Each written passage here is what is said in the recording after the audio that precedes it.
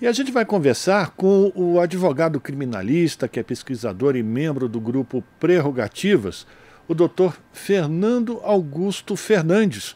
E a gente vai falar com ele sobre algumas decisões que mostram, apontam a tentativa de retomada de rumo em direção ao cumprimento da Constituição e a responsabilização daqueles que, de alguma forma, participaram dos atos golpistas no dia 8 de janeiro.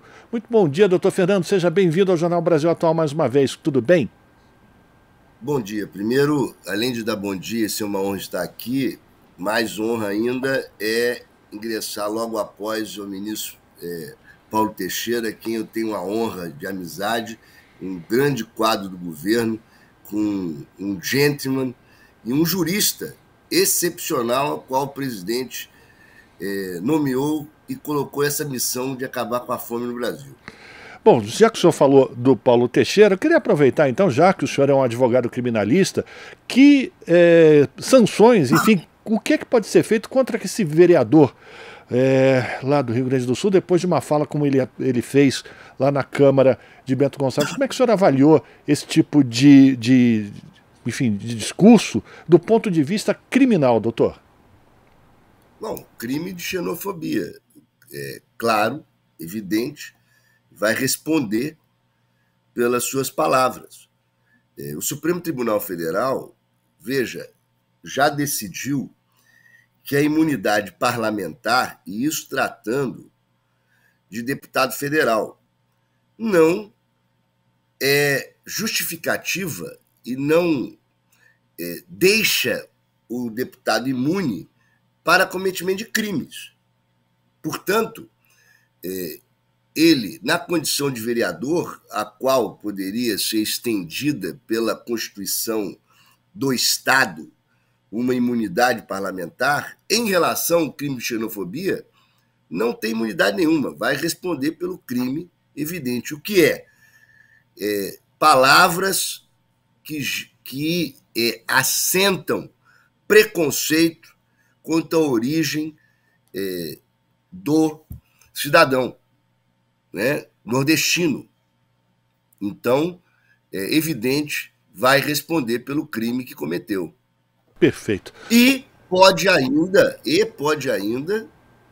perder o cargo em relação a isso, né? E é importante que não seja utilizada aquela velha desculpa, né, de que estava fazendo uso da palavra como parlamentar e que ele teria imunidade para proferir, enfim, esses discursos, o que é um absurdo.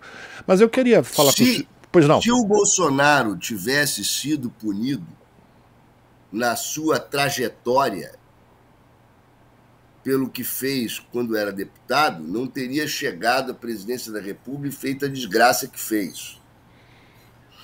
Agora, este vereador disse palavras xenófobas e que foi depois da edição do crime de xenofobia. Portanto, hoje nós temos o crime específico que permitirá a sua punição. A gente torce para que a justiça seja ágil nesse sentido. Agora, doutor Fernando, eu queria voltar e falar de algumas decisões que estão mexendo com Brasília. Por exemplo, a decisão do ministro Alexandre de Moraes, que definiu que os militares podem ser julgados pelo STF.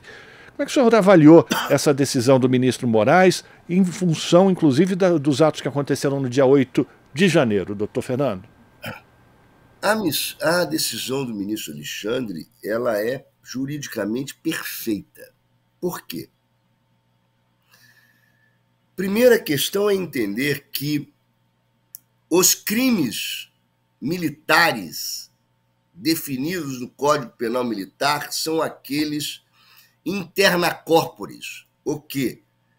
A justiça militar serve para defender e julgar as questões de militares contra militares, crimes de militares em relação à hierarquia, crimes de militares contra o patrimônio das Forças Armadas, ou seja, todos os crimes relacionados ao exercício da função interna corporis. Quando um militar comete um crime contra um civil, deve ser julgado pela justiça comum. Semana passada, a discussão estava exatamente em relação à ação direta de inconstitucionalidade que está sendo julgada no Supremo, em relação à alteração que houve durante o governo Temer da concepção de crime militar. Se incluiu no Código Penal Militar a determinação de que crime de militares dolosos contra a vida de civil sejam julgados pela Justiça Militar. Veja. No Supremo, há 5 votos favoráveis à manutenção desta lei pela constitucionalidade. Eu e Lênio Streck escrevemos um texto que será publicado no sábado, em que entendemos que é inconstitucional. E naquele texto já dizíamos, mas mesmo que o Supremo julgar constitucional, isto não envolve os crimes contra a democracia. Por quê? Porque eles são tipificados no Código Penal comum.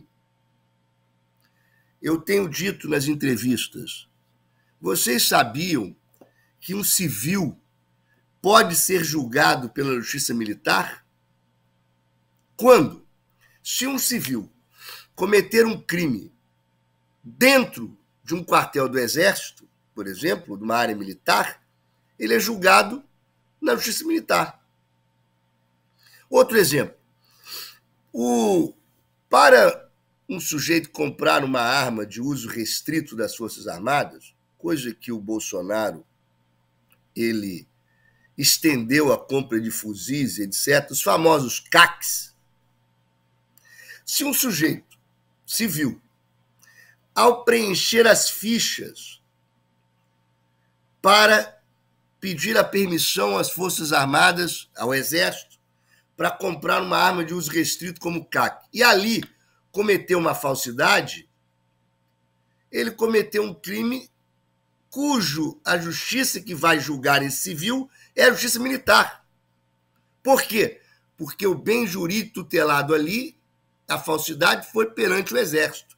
Se um civil ofender um general do Exército, um almirante, não como pessoa, mas em razão da sua função, é julgado na Justiça Militar. As pessoas não sabem disso. E os militares não questionam o poder deles próprios, da Justiça Militar, de julgar os civis nessas situações. A contrário, também é verdadeiro. E isso é que faz o Alexandre de Moraes. Diz o seguinte: assim como a Justiça Militar julga os civis quando esses ofendem bens jurídicos militares, ora, o militar que comete um crime contra a democracia, que está tipificado no Código Penal comum, é julgado pela Justiça Civil. E vamos pensar, a quem o militar serve? As Forças Armadas são poder de Estado? Não. Eu estava ontem discutindo e até li o artigo 142 da Constituição Federal, que os terraplanistas tentaram deturpar para criar uma espécie de poder moderador das Forças Armadas. A Constituição diz o seguinte: quais são os 3 poderes da República? Poder legislativo, poder executivo, poder judiciário. Não tem outro poder. As Forças Armadas não são poder. E diz o artigo 142 que as Forças Armadas servem aos poderes da República. E que poderes são esses? São os poderes civis. E os 3 poderes civis, legislativo, executivo e judiciário, só servem a um poder, ao poder do povo, ao poder do voto. A Constituição diz: todo poder emana do povo. Portanto, quando o Alexandre de Moraes diz que os militares que cometeram crimes contra o Estado Democrático de Direito, tentativa de golpe, serão julgados pela justiça comum, neste momento, tendo em vista que o Supremo Tribunal Federal ainda não declinou os processos pelo Supremo, o que ele está dizendo é: as Forças Armadas serão julgados pelo patrão. As Forças Armadas serão julgados por quem as Forças Armadas merecem se submeter, que são os civis.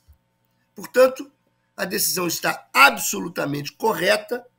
E quero dizer mais, o Alexandre de Moraes votou pela constitucionalidade da alteração da concepção dos crimes militares em relação a crime militar contra civil, crimes dolosos contra a vida. O que acho foi um equívoco dele e dos 5 ministros que votaram favoráveis. Eu entendo que é inconstitucional, porque a justiça que deve ser competente é aquela que defende o bem jurídico tutelado. Se não fosse isso, nós jamais julgaríamos como os argentinos julgaram os generais torturadores. Já perdemos a oportunidade. Mas, para o futuro, isso é relevante. Portanto, é o seguinte, a decisão do Alexandre de Moraes está plenamente correta. Perfeito, a gente está conversando com o doutor Fernando Augusto Fernandes, que é advogado criminalista, pesquisador do direito, também integrante do grupo Prerrogativas. Eu quero mais tocar duas outras informações, doutor Fernandes, de uma avaliação breve sua. A primeira é a mudança de postura que surpreende da Procuradoria-Geral da República, que pediu, inclusive, ao Supremo a manutenção da prisão do Anderson Torres, né, o ex-ministro da Justiça. Como é que o senhor avaliou esse pedido? O senhor acredita, do ponto de vista do direito penal, eles estão corretos? O argumento utilizado para a manutenção dessa prisão, ele é consistente, doutor? Veja, primeiro, eu tenho escrito sobre isso e, na verdade, nós estamos diante de uma tentativa de golpe que ocorreu no dia 8, que foi o cume, mas nós não podemos esquecer que o dia 8 ele é um dia simbólico, mas ele decorre de inúmeras ações anteriores ao dia 8. Vamos lembrar da bomba que foi colocada num caminhão-tanque em Brasília, que só não explodiu porque o caminhoneiro verificou que ela ali estava e chamou a polícia. Vamos lembrar os inúmeros ataques a ministros do Supremo Tribunal Federal feitos pelo presidente da República à época, as manobras golpistas que ocorreram, os acampamentos.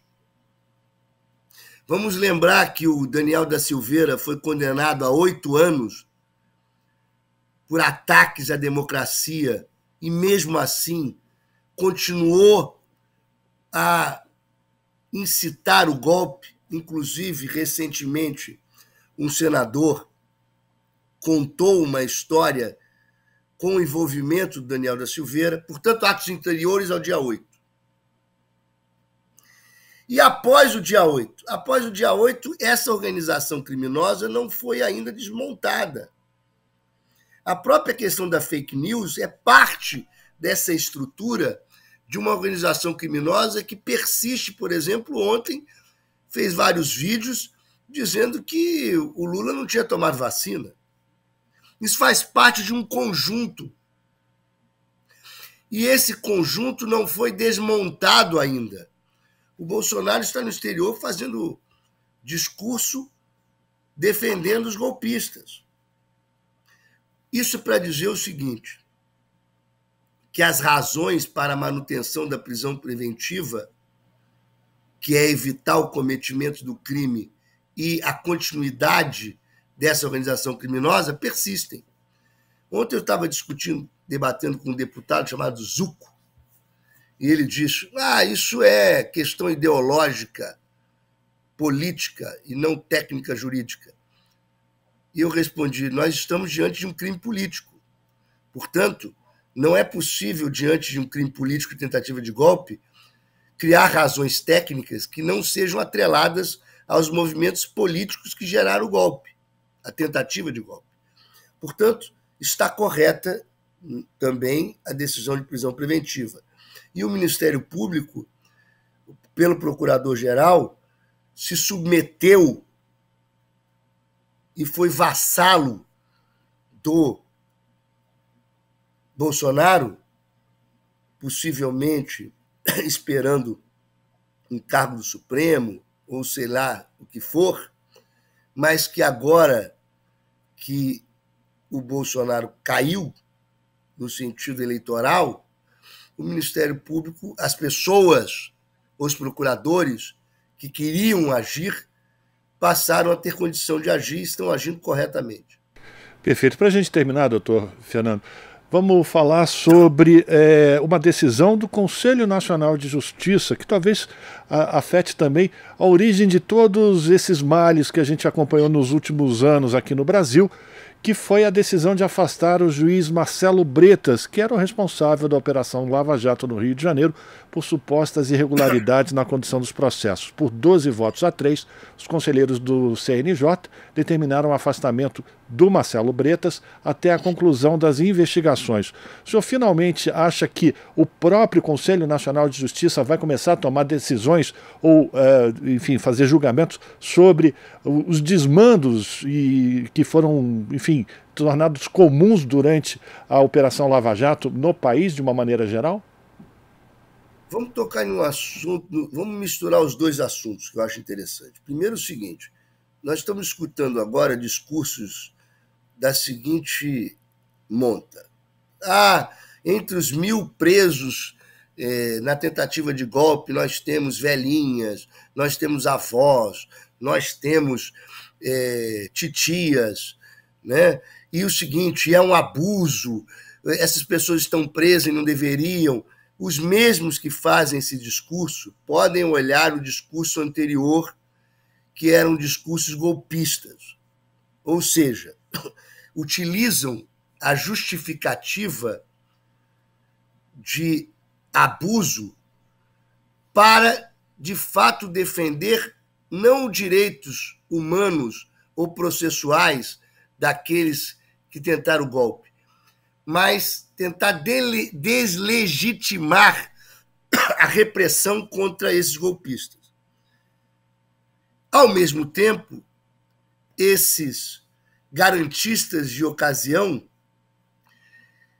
tinham prazer em ver os abusos cometidos pelo Sérgio Moro, prazer em ver os abusos cometidos pelo Bretas, prazer em ver o Bolsonaro homenagear um torturador como Ustra.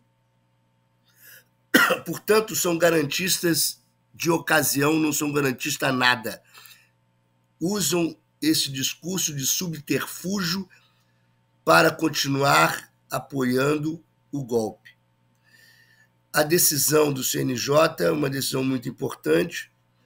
Eu disse ontem, é a ponta do iceberg dos abusos cometidos pela franchising da Lava Jato carioca, pelo Bretas, sabidas por advogados delacionistas que fizeram delação. É incrível. Muito ainda há de se descobrir no sistema nazista, e digo isso utilizando as palavras do ministro Gilmar Mendes, em relação ao sistema nazista, Gestapo brasileira, que foi a Lava Jato. Acredito que o CNJ não vai deixar de ser corporativista, nós não vamos conseguir, neste momento, e por isso é necessária uma reforma do Poder Judiciário, pensando em redemocratizá-lo, mas os atos foram tão abusivos e tão extraordinários que certamente o Bretas vai ser punido, assim como o seu mentor, Sérgio Moro, foi declarado suspeito. Eu agradeço muito o convite e a participação aqui. Eu que agradeço a sua participação. A gente conversou aqui no Jornal Brasil Atual com o advogado criminalista, o doutor Fernando Augusto Fernandes, que é pesquisador e membro do grupo Prerrogativas. Agora são 8 horas e 24 minutos. A gente vai fazer um rápido intervalo e já retomamos o jornal na sequência. Estamos apresentando Jornal Brasil Atual. As notícias que os outros não dão.